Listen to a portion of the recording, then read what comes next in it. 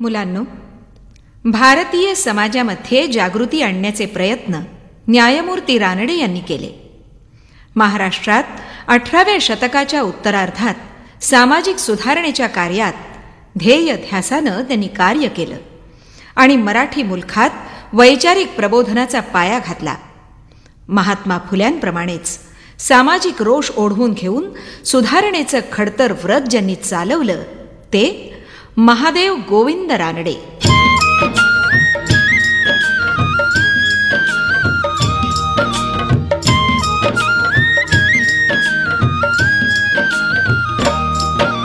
सर्वज्ञ सही माधवा. शब्दानी या गौरव त्यांचा केला लोकमान्यांनी. गुरुस्थानी मानुनी म्हटले संत गोखल्यांनी.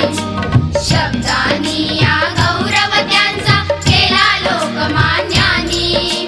गुरुस्थानी मानुनी म्हटले संत गोखल्यांनी. भारतीयांनी सदैव त्यांचा अलौकिक अन अद्वितीय हे घ्यावे त्यांचे गुण. भारतीयांनी सदैव त्यांचा गावा अभिमान. अलौकिक अन अद्वितीय हे घ्यावे त्यांचे गुण. घ्यावे त्यांचे गुण. घ्यावे त्यांचे गुण. न्यायमूर्ती रानडे यांचं संपूर्ण नाव महादेव गोविंद रानडे. त्यांचा जन्म नाशिक जिल्ह्यातल्या निफाड या गावी 18 जानेवारी 1842 रोजी झाला. रानडे यांचे पूर्वज मूळचे कोकणातले. त्यांची आई त्यांना माधव म्हणायची तर मित्रमंडळी माधवराव म्हणायची. माधवरावांचं बालपण हे कोल्हापुरात गेलं. त्यांच्या पत्नीनं म्हणजेच रमाबाई रानडे यांनी आमच्या आयुष्यातील काही आठवणी या नावानं एक फार सुंदर पुस्तक लिहिलेलं आहे. त्यात माधवरावांच्या बालपणीच्या आठवणी खूप आवडणाऱ्या आहेत. एकदा काय झालं, माधवरावांच्या आई लहानग्या माधवाला आणि आपली मुलगी दुर्गा हिला घेऊन निफाडहून कोल्हापूरला बैलगाडीनं चालल्या होत्या. बरोबर एक शिपाई आणि विठूकाकाही होते. विठूकाका गाडीच्या मागून चालत येत होते. पहाटेच्या वेळी सर्वच जण झोपेत होते. माधव पलीकडेच मुटकुळं करून झोपला होता. मध्येच गाडीला धक्का बसला आणि माधवचं मुटकुळं रस्त्यावर पडलं. गाडीच्या खडखडाटात कुणाला काही कळलं नाही. गाडी मैल 1.5 मैल तशीच पुढे निघून गेली. अर्ध्या पाऊण तासानं विठू काकांच्या घोड्यांच्या टापांचा आवाज ऐकून लहानग्या माधवनं हाक दिली, विठू काका, मी इथं पडलो आहे.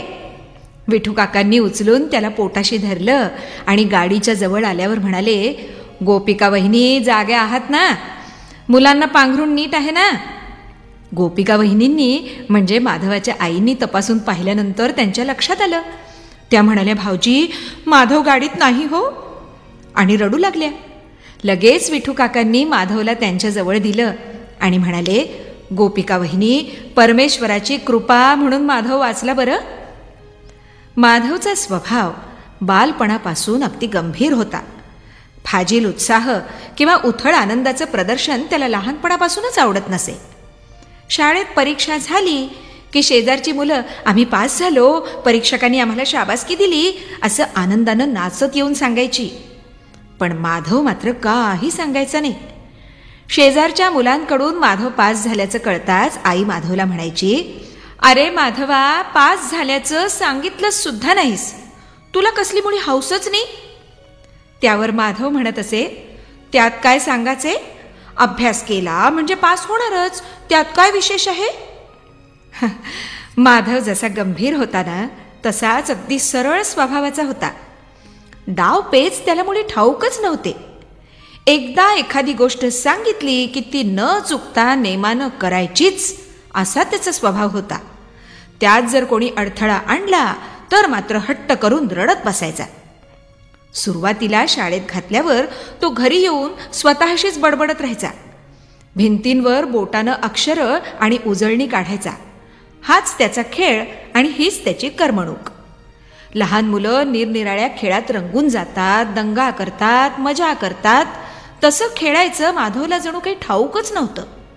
रस्त्यात किंवा अंगणात धुळीत अक्षरं उजळणी काढत बसायचा.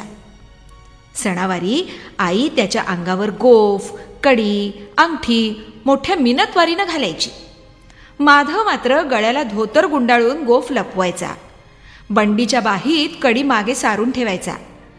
अंगावर दागिने घालून श्रीमंतीचं प्रदर्शन करणं त्याला मुळीच आवडत नसे.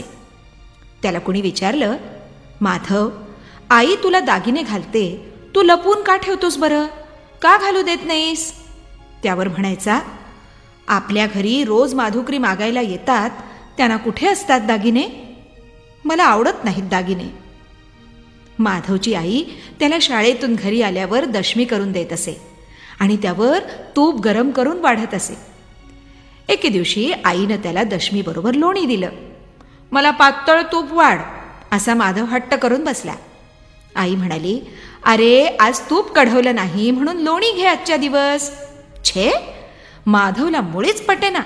मला पातळ तूपच हवं, असं म्हणून तो रडायला लागला. आईनं तुपाच्या तांबलीत चमचाभर पाणी घातलं आणि तांबली गरम करून ते पाणी दशमीवर वाढलं. माधवनं लगेच त्याच्याबरोबर दशमी खाल्ली. त्याची बहीण दुर्गा मात्र त्याला चिडवत राहिली, दादा, आईनं तुला तूप म्हणून पाणीच वाढलं बरं का. माधवनं मात्र तिच्याकडे मुळीच लक्ष दिलं नाही. दशमी खाऊन बाहेर निघून गेला. अगदी लहानपणापासून माधवच्या अंगी प्रामाणिकपणा बांधला होता. लहानपणी त्याला सोंगट्या खेळायचा फार नाद होता. एके दिवशी सगळी मुलं बाहेर गेली होती आणि एकटाच माधव घरात होता. घरातून सोंगट्या घेऊन तो ओटीवर आला, पण खेळणार कुणाजवळ? शेवटी तो एका खांबाजवळ बसला आणि त्यालाच दुसरा भिडू ठरवून त्यानं खेळायला सुरुवात केली. डाव्या हाताला दान पडेल ते माधवाचं आणि उजव्या हाताला पडेल ते खांबाचं, म्हणजे दुसऱ्या भिडूचं. साहजिकच उजव्या हाताला जास्त दान पडलं आणि माधव हरला. आजी हा सगळा प्रकार शांतपणे पाहत होती. त्याच्यावर हार येताच हसून म्हणाली, आहारे बावळट, खांबानं तुला हार दिली ना. माधव मुळीच चिडला नाही. तो उलट म्हणाला, त्यात काय झालं? खांबाला दान पडलं तर तो जिंकला, त्याचा डाव झाला. बालमित्रांनो, असं होतं बालपण न्यायमूर्ती रानड्यांचं, म्हणजेच महादेव गोविंद रानड्यांचं.